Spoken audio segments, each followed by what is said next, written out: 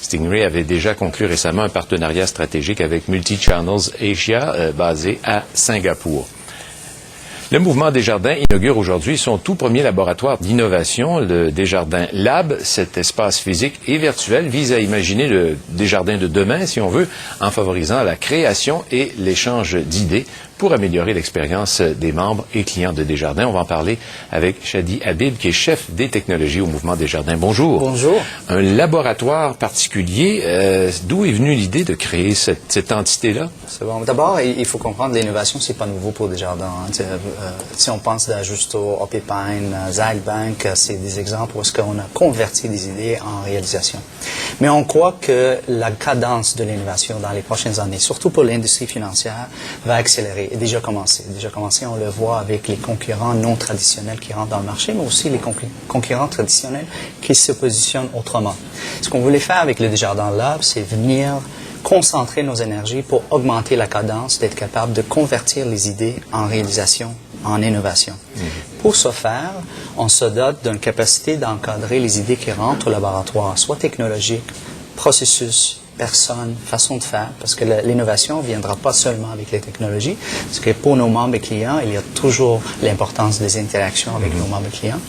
Et on se dote de cette capacité d'être capable de prendre une idée et la faire convertir beaucoup plus rapidement qu'avant, soit pour qu'on détermine que ce n'est pas une bonne idée, on va passer à autre chose, ou la passer par la machine normale, si on peut dire ça, pour qu'elle puisse devenir une solution à l'avantage de nos membres, clients et nos communautés. Ce qu'on fait habituellement dans un laboratoire, on teste des choses. Des fois, ça donne des résultats, on les développe. Des fois, c'est une fausse piste. On oublie ça. C'est exactement la même chose. Mais vous auriez peut-être pu vous fier sur ceux qui développent les idées, ceux qui créent les applications. Mais c'était pas l'idée. C'est qu'on veut être vraiment à l'avant-plan de l'innovation. Absolument, exactement. Nous, on croit que l'innovation ne peut pas se limiter à une approche classique de l'innovation. Il faut que ça appartienne à tous et que ça soit inclusif.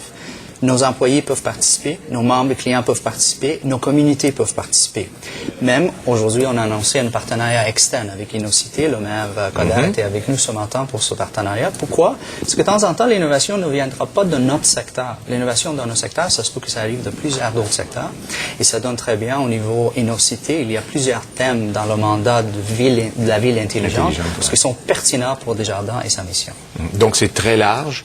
On prend les idées de partout. Quels sont les moyens que vous avez ensuite pour les évaluer en laboratoire? Très bien. Fait que n'importe quel employé, n'importe quel membre ou client, et même les tierces parties peuvent soumettre des idées au laboratoire. Nous, on a une petite équipe qui, on présume qu'on va avoir à arbitrer parce qu'on croit qu'il y a plus de demandes. C'est déjà le cas.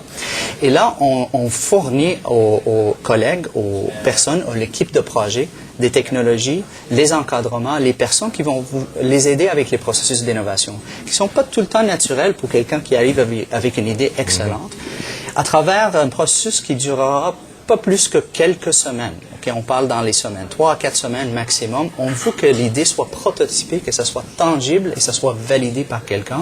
Soit ça amène la valeur à nos membres, clients ou nos communautés, ou non, ou on va passer à autre chose. Et avec ça, on croit ça va nous permettre d'accélérer la cadence d'innovation et d'utiliser l'écosystème à l'intérieur de Desjardins, mais aussi à l'extérieur de nos frontières pour avancer l'innovation. Et ça fait penser un peu à ce qu'on fait au niveau de Google, des grandes entreprises innovantes comme ça, où l'apport de tout le monde, on force les gens à penser, à faire des idées. C'est un peu ça qu'on est en train d'établir chez Desjardins. C'est exactement ça. L'innovation n'est pas un monopole. Ça appartient à tous, à l'intérieur de Desjardins, à l'extérieur. Et nous, on croit, si on est capable d'encourager un écosystème au complet autour de l'innovation, avec les partenariats internes et externes, ça va bénéficier énormément à nos membres, nos clients et nos communautés. Ça va vous prendre un plus grand laboratoire avant longtemps. Je crois que oui. Merci, M. Habib, de nous avoir présenté. Au revoir. Merci. On poursuit maintenant avec le président de Fosun, le conglomérat chinois, notamment propriétaire du Club Med et